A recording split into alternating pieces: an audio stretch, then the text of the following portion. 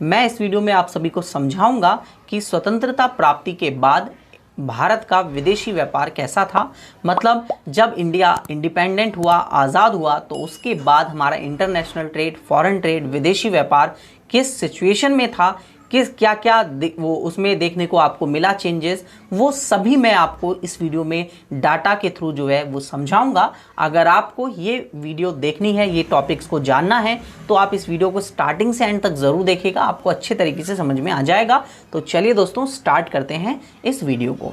तो जैसा कि दोस्तों आप सभी ने कभी पढ़ा ही होगा, अगर नहीं पढ़ा तो मैं आपको इन्फॉर्मेशन बता देता हूं कि हमारा देश जो है 47 में आज़ाद हुआ है, तो आपको पता होगा।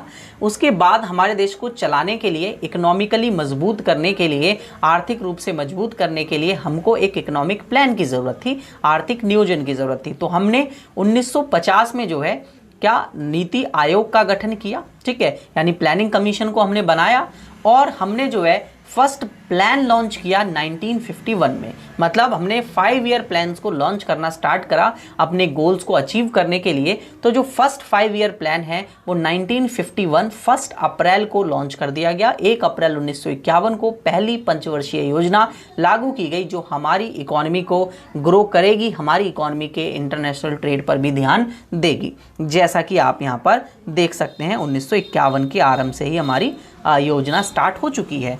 अब आपको मैं कुछ डाटा प्रेजेंट करूंगा आपके सामने, तो आप इसको ध्यान से देखेंगे इस टेबल को। तो इस टेबल में आपको जो है हर पंचवर्षीय योजना यानी कि हर 5 ईयर प्लान का एक्सपोर्ट, इंपोर्ट, आयात और निर्यात दिया हुआ है और टोटल दिया हुआ है कि टोटल कितना फॉरेन ट्रेड हुआ, ठीक है ना। तो यहाँ से अगर आप देखें 1956 तक, यानी 1951 से 1956 फर्स्ट 5 ईयर प्लान, पहली पंचवर्षीय योजना, तो आपके पास जो आयात है और निर्यात है उसमें ज़्यादा डिफरेंस आपको देखने को नहीं मिल रहा, बट आपका एक्सपोर्ट अभी भी कम है आपके इंपोर्ट से। तो हम कह सकते हैं कि आज़ादी से पहले जो सिचुएशन थी अब वो उसके उलट होते जा रही थी। तो अगर आपने नहीं देखी कि स्वतंत्रता प्राप्ति के वक्त या उससे पहले की क्या सिचुएशन थी, तो उसके ऊपर मैंने वीडियो बनाया हुआ है, आप सभी देख लीजिएगा।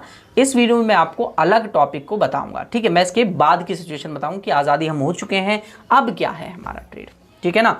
तो यहाँ पर आप देख रहे हैं कि हमने टोटल इतने का ट्रेड किया, बट यहाँ पर एक्सपोर्ट हमारे कम होने लग रहे हैं और इंपोर्ट बढ़ रहे लग रहे हैं। और अगर आप इसको ध्यान से टेबल को एनालाइज करें तो देखिए लगातार हमारे जो एक्सपोर्ट हैं वो लगातार बढ़ तो रहे थे, बट जिस रेट से इंपोर्ट बढ़ रहे थे, आयात बढ़ रहे थे, उस रेट से नहीं बढ़ रहे थे। तो हमारे पास पैसा कम आ रहा था, क्योंकि एक्सपोर्ट से पैसा आता है, निर्यात से पैसा आता है, तो पैसा कम आ रहा था। और इंपोर्ट से पैसा जाता है, इंपोर्ट से यानी आयात से पैसा जाता है, तो वो ज़्यादा जा रहा था। तो आप देख सकते हैं कि जो हमारा बैलेंस ऑफ ट्रेड है, जो मैंने प्रीवियस वीडियो में समझाया होगा, इन दोनों के बीच का डिफरेंस बैलेंस ऑफ ट्रेड होता है। आयात और निर्यात के बीच का अंतर जो है वो व्यापार शेष होता है। तो वो व्यापार शेष में लगातार घाटा होते जा रहा था, क्योंकि पैसा आपके पास कम आ रहा है और ज़्यादा आ रहा है, तो आपको घाटा देखने को मिलेगा। तो लगातार आपका बैलेंस ऑफ ट्रेड यहाँ पर इस सर्वे के अकॉर्डिंग, जो इकोनॉमिक सर्वे 2017-18 का डाटा आपके सामने रिप्रेजेंट कर रहा हूँ, उसके हिसाब से अगर आप देखें तो हमारा इंपोर्ट और एक्सपोर्ट कितना ज़्यादा डिफरेंस इसमें देखने को मिल रहा है। तो हमारे पास जो बैलेंस ऑफ ट्रेड है उसका भी तो डेफिसिट बढ़ेगा, उसका घाटा भी तो बढ़ेगा, व्यापार शेष का बिल्कुल बढ़ेगा अगर इन दोनों के बीच का डिफरेंस ज़्यादा होगा। तो आप देख सकते हैं ये हमारा पूरा व्यापार था, ट्रेड था। उस आज़ादी के बाद में हमारा ट्रेड किस तरीके से चल रहा था, तो यहाँ पर कुछ पॉइंट्स भी लिखे हुए हैं, जहाँ पर देखिए क्या पहला पॉइंट क्या बोला हुआ है कि निर्यातों और आयातों का प्रतिशत में वृद्धि हो रही थी, लेकिन उसके कारण ऊंची थी, मतलब वृद्धि बढ़ते जा रही थी बहुत तेजी से। बट इसका अर्थ ये नहीं है कि निर्यात तथा आयातों का परिणाम शुरू में ही नीचा था। इसके फलस्वरूप कुल परिणाम में थोड़ी सी वृद्धि भी प्रतिशत वृद्धि के रूप में महत्वपूर्ण वृद्धि को प्रकट करती है, कि आपके पास एक बहुत इंपॉर्टेंट इंक्रीमेंट देखने को मिलता है अगर छोटा सा भी इंक्रीमेंट होता है किसी भी चीज के अंदर, तो ठीक है ना। और समय के साथ साथ बेशक भारत की निर्यात और आयात में वृद्धि हुई हो, परंतु वैश्विक व्यापार में भारत की व्यापार में कमी आई है। भले ही हमारा एक्सपोर्ट इंपोर्ट बढ़ा है, बट अगर आप ग्लोबल इस चीज को देखें तो आपके पास हमारा जो ग्लोबल में पार्टिसिपेशन रहता है इंटरनेशनल ट्रेड का, विदेशी व्यापार का, वो कम हुआ है। हम लोग इतना ज़्यादा एक्सपोर्ट इंपोर्ट नहीं करते, उतना ज़्यादा ट्रेड नहीं करते, बाकी जितनी कंट्रीज करती हैं, तो ये पीछे हुआ है। भले ही हमारा एक्सपोर्ट इंपोर्ट बढ़ा है पहले के मुकाबले, बट हमारा ग्लोबली परसेंटेज नहीं बढ़ा, ठीक है ना, इतना ज़्यादा तेज़ी से नहीं बढ़ा। जैसे कि अगर हम बात करें कुल विश्व व्यापार में 1950-51 में जब हम आज़ाद हुए थे, उस वक्त हम 1.8% पर थे अपने फॉरेन ट्रेड में, मतलब उस वक्त की सिचुएशन में, और 1991 में मात्र ये 0.5% हो गया, मतलब कम हो गया, 0.5% ओनली, और इसमें काफ़ी डिक्रीमेंट देखने को मिला। देख रहे हो ना आप। तो जब हम लोग आज़ाद नहीं थे तो उस वक्त ही बहुत अच्छा विदेशी व्यापार हमारे देश में होता था, बट उसके बाद से हमारा विदेशी व्यापार घटने लगा पूरे वैश्विक स्तर पर, ग्लोबली लेवल पर, ठीक है ना। और वहीं अगर हम बात करें केवल आर्थिक सुधारों के अपनाने के बाद, यानी कि 1951 में ना हमने इकोनॉमिक रिफॉर्म्स अपनाया, आर्थिक सुधार अपनाया, उसके बाद इकोनॉमी में बहुत चेंजेस किए गए, उसके ऊपर भी वीडियो बनाने वाला हूं मैं, ठीक है। तो चैनल के साथ बने रहिएगा, उसके ऊपर वीडियो बनाऊंगा। तो उसके बाद अगर हम देखें तो इतना ज़्यादा इंक्रीमेंट देखने को नहीं मिला, लेकिन देखने को मिला, हमारा पार्टिसिपेशन रेट बढ़ा, क्योंकि ग्लोबलाइजेशन एक इंपॉर्टेंट हिस्सा था। और ग्लोबलाइजेशन क्या होता है वो मैं उसके ऊपर एक वीडियो बनाऊंगा, आपको समझाऊंगा।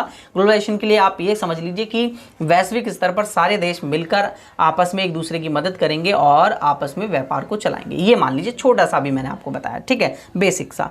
तो भारत का विश्व व्यापार हिस्सा बढ़ रहा था। 2015 और 16 में भारत का निर्यात में इतने का हिस्सा था और आयात में इतने का हिस्सा था। तो हम लोग ज़्यादा आयात करते थे और निर्यात कम करते थे। तो निर्यात केवल 2% और 2.4% का आयात, यानी कि इंपोर्ट। तो अभी भी ज़्यादा है, लेकिन बड़ा, पहले के मुकाबले 1991 के मुकाबले बड़ा, ठीक है।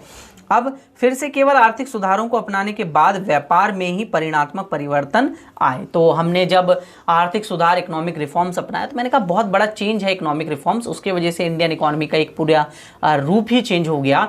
तो उसके बारे में भी हम जानेंगे, ठीक है। नेक्स्ट वीडियोस बनाऊंगा, उसकी एक पूरी सीरीज लेके आऊंगा आपके लिए, ध्यान से अच्छे तरीके से, जब आप समझ पाएंगे उस चीज़ को, ठीक है।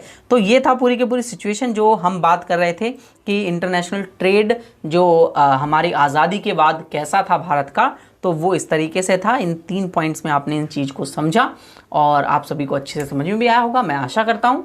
और अगर आपको अच्छे समझ में आया तो इस वीडियो को अपने सभी दोस्तों तक शेयर कर दीजिए, ताकि उनको भी समझ में आना चाहिए।